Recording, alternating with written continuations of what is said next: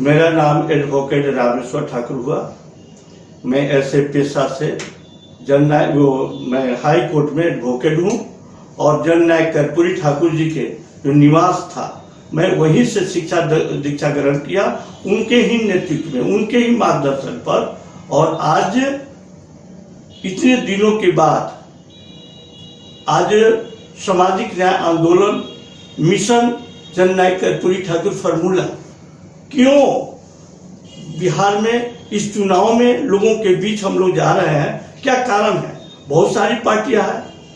जैसे 1952 में केंद्र में चुनाव भी हुआ और बिहार में भी चुनाव हुआ।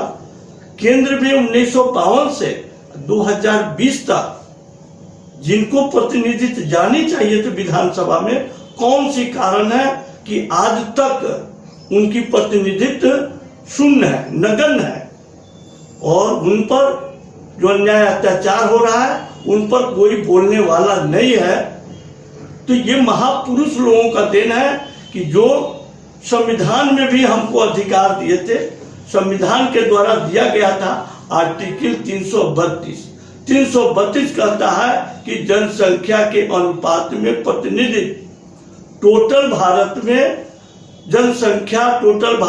प्रतिनिधित्व का जनसंख्या यानी एमएलए की जनसंख्या 4120 है, जिसमें बाबा साहब द्वारा व्यवस्थित एससी एसटी के लिए 1082 सीटें हैं। और उसी प्रकार बिहार में 243 विधानसभा में सदस्यों की संख्या है। उस जनसंख्या में बाबा साहब द्वारा जो दिया हुआ आर्टिकल 332 के तहत जो दिया हुआ है प्रतिनिधित्व के सवाल पर, वहां 40 सीटें व्यवस्थित है और जो शेष है वो दबे कुचले वंचित depress class, extremely backward class, वंचित वर्ग, आज तक उनके नुमाइंदे, उनके प्रतिनिधि विधानसभा में नहीं पहुंच पा रहे हैं। जबकि ये धरती बिहार में कर्पूरी ठाकुर का ये संघर्षमय जीवन का फील्ड था। ये बिहार वो है जो 1952 से लेकर 17 फरवरी 1988 में तक का जो जीवन का जो संघर्ष है, उन्होंने इसी वंचित समाज के लिए ही संघर्ष किए। फिर भी आज जितनी प्रतिशत मिलनी चाहिए, आज 15%, 1% आज शेड्यूल कास्ट की 15% जनसंख्या, 1% आदिवासी की जनसंख्या, यानी टोटल 16% में व्यवस्थित 40 सीटें हैं। तो दबे कुचले depress class, extremely most backward class, वंचित वर्ग के आज कहा जा रहा है कि 40 से 43% हमारी जनसंख्या है। फिर भी केंद्र की सरकार हो, प्रदेश की भी सरकार हो, ये सारे लोगों ने इग्नोर किया। एका दुका प्रतिनिधित्व को किसी को टिकट दिया गया या जीत कर लाया गया एक दिखाने के लिए। जब हत्या, बलात्कार, दबे कुचले की अधिकार को छीना जाता है तो उनकी मुंह पर ताला लग जाती है। वो खुल कर कहीं ना विधानसभा में बातें रख पाते हैं, सवाल कर पाते हैं और नहीं विधानसभा के बाहर सवाल रख पाते हैं। तो इसके वजह से आज सामाजिक न्याय आंदोलन की जरूरत पड़ी। और सामाजिक न्याय आंदोलन की मकसद क्या था, इसके पूर्व पीछे चले तो 1978 के 80 के दशक में मानवर काशीराम साहब ने एक कार्यक्रम रखे थे बुद्धिजीवी का, विद्वानों का, जिसमें 1980 के दशक में हरियाणा में बुद्धिजीवी, वैज्ञानिक, प्रोफेसर, डॉक्टर्स, सारे लोगों, जिसमें 15,000 वैज्ञानिक लोग थे, 5,000 पीएचडी डिग्रीधारी लोग भी थे और 7,000 प्रोफेसर, मजिस्ट्रेट रैंक ग्रेजुएट स्तर के वो विद्वान लोग थे, प्रोफेसर लोग थे और 3000 के एवरेज MBBS डॉक्टर लोग थे। सारी कार्यक्रम की अध्यक्षता मानवर काशीराम साहब का हो रही थी और उसके चीफ गेस्ट मुख्य अतिथि के रूप में बिहार के जन्मे गुदरी के लाल जननायक कर्पूरी ठाकुर साहब ने उस कार्यक्रम के मुख्य अतिथि के रूप में थे। वही बात बनी, उन्होंने बताया कि ये 15% जनसंख्या शेड्यूल कास्ट की है, 7.5% आदिवासी का है, डिप्रेस क्लास वंचित वर्ग को प्रतिनिधित्व मिल जाए तो आगे काम बन सकता है। सरकार जब बन सकती है, आगे जब प्रतिनिधित्व ही नहीं है तो अन्याय अत्याचार होते रहेगा। उसी 1980 के दशक में जननायक कर्पूरी ठाकुर, मानवर काशीराम साहब की विचारों से उत्पन्न DS4 का निर्माण हुआ और उन्होंने साइकिल के माध्यम से उत्तर प्रदेश में जगाने का काम किए और उनके जो राह पर आज जो भी उनके वारिस है वो सही गति नहीं दे पाए, वो गति से भटक, उनकी राह से, उनके आदर्श से वो भटक गए।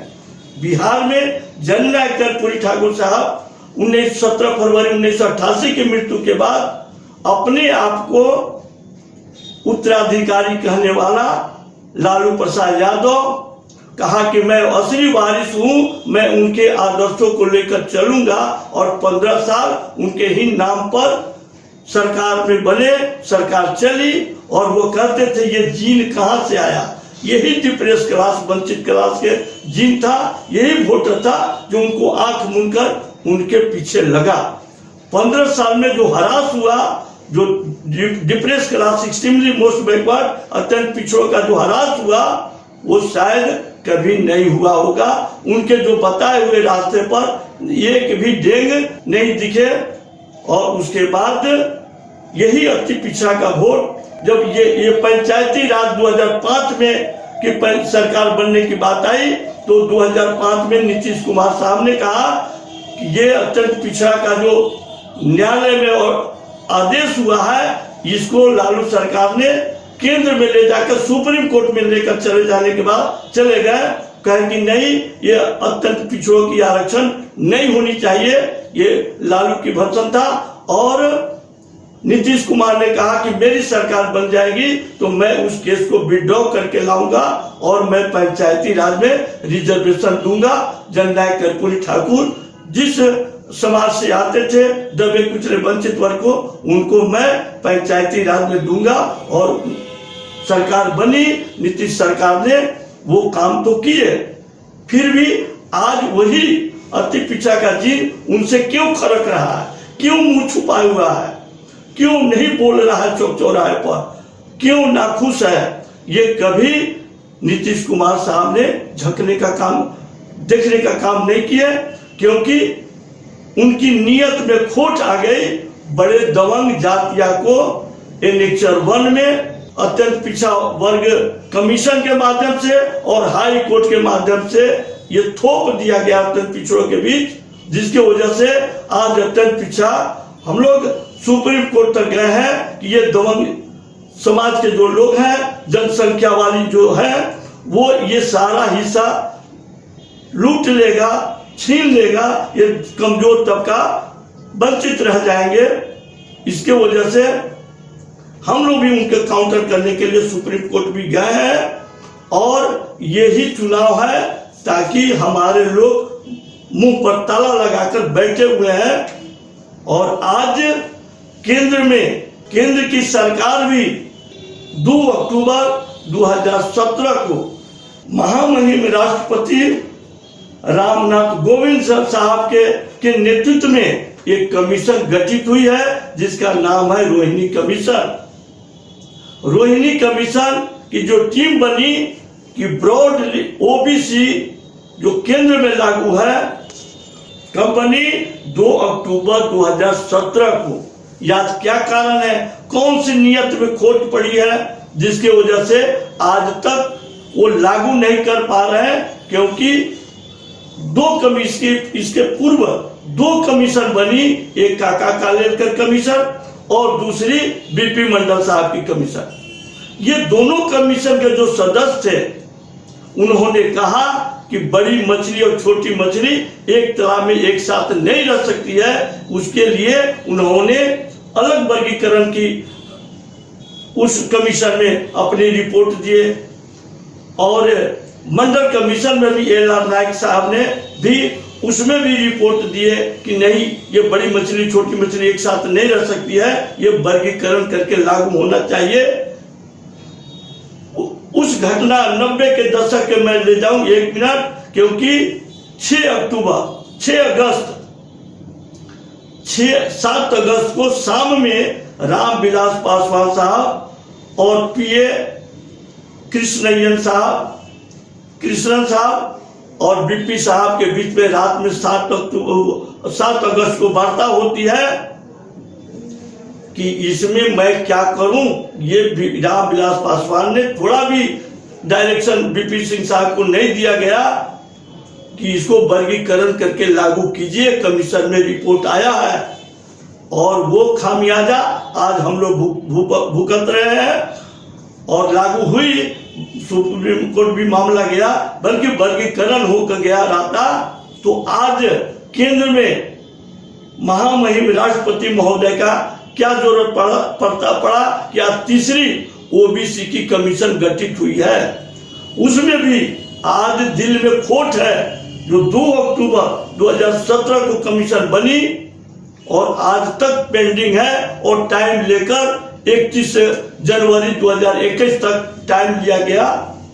और उत्तर प्रदेश हो, बिहार हो, जनप्रतिनिधि के सवाल पर हम लोगों ने जो निर्दलीय स्वतंत्र दबे कुचले वंचित प्रत्याशी हैं, हम संगठन के लोग, हमारे समाज के लोग, बुद्धिजीवी लोगों से मैं आग्रह विनती कर रहा हूं कि आप अपनी बहुमूल्य वोट उस निर्दलीय प्रत्याशी को सामाजिक न्याय आंदोलन मिशन कर्पूरी ठाकुर फॉर्मूला एवं DS4 के तहत उनको प्रतिनिधित्व में भेजने का काम करे, ताकि DS4 जो मानवर काशीराम साहब, जननायक कर्पूरी ठाकुर साहब का जो हरियाणा में बातें उभर कर आई, जो सोच बनी, उस सोच को हम लोग आगे बढ़ाने के लिए ही कोशिश कर रहे हैं। हम अपने लोगों को जगाने का काम कर रहे हैं। जिला सारण छपरा 116 तरैया विधानसभा क्षेत्र से राजकिशोर प्रसाद ठाकुर साहब